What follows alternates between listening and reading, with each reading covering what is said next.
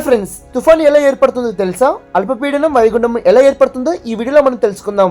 Hello friends, welcome to Telugu చిక్క show. I'm Mahesh. తుఫాన్ అనే పేరు వినగానే వెన్నెల్లో వణుకు పుడుతుంది. ఈ తుఫాన్ల వల్ల జీవితాలు చిన్న భిన్నం చేస్తాయి, ప్రాణాలను కూడా అరుస్తాయి, పంటలను దెబ్బతీస్తాయి. తుఫాన్ల కారణంగా విపరీతమైన ప్రాణ నష్టం, ఆస్తి నష్టం జరుగుతుంది. ముందుగా అల్పపీడనం అంటే ఏమిటో మనం తెలుసుకుందాం. ఎక్కువగా గాళ్ళు ఉండే ప్రాంతాన్ని అధిక పీడనం అంటారు. అతి తక్కువ గాళ్ళు ఉండే దాన్ని అల్పపీడనంగా పిలుస్తారు. గాలిలో కదలికలో మార్పుల వల్ల ఈ రెండు పీడనాలు ఏర్పడతాయి. గాలిలో కూడా రెండు రకాలు ఉంటాయి. అవి వేడి గాలి, చల్లగాలి. ఈ గాలిలో భూమి మీద, సముద్రాల మీద వ్యాపించి ఉంటాయి. అయితే వేడి గాలి తేలిగ్గా ఉండి పైకి చేరుకుంటుంది. చల్లగాలి నీటి తేమ కారణంగా భూమి ఉపరితలం మీద ఉంటుంది. సముద్ర ఉపరితలం వేడెక్కడం వల్ల చల్లగాలిలోని తేమ ఆవిరై గాలులు వేడెక్కి తేలిగ్గా మారి పైకి చేరుతాయి. గాల్లో ఉండే నీటి ఆవిరి కూడా పైకి చేరి గనిభవించి మంచు స్ఫటికాలుగా మారుతుంది. ఆపై దట్టమైన మేఘాలు ఏర్పడతాయి. ఎక్కువ మొత్తంలో గాళ్ళు పైకి చేరడం వల్ల కింద ఖాళీ ఏర్పడుతుంది. దాన్ని అల్పపీడనం అంటారు. అంటే గాలులు తక్కువ ఉన్న ప్రదేశం అని అర్థం.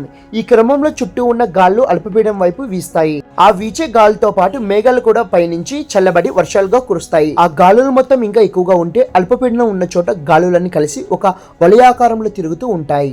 పైన ఉన్న మేఘాల నుంచి వర్షాలు కూడా పడుతాయి. మొత్తంగా అల్పపీడనం మరింత తీవ్రమైన వాయుగుండంగా మారుతుంది. అది మరింత బలపడితే తుఫాన్ గా వృద్ధి చెందుతుంది. సముద్రంలో వేడికిన నీటి ఆవిరిని తుఫాన్లుగా సంగ్రహిస్తాయి.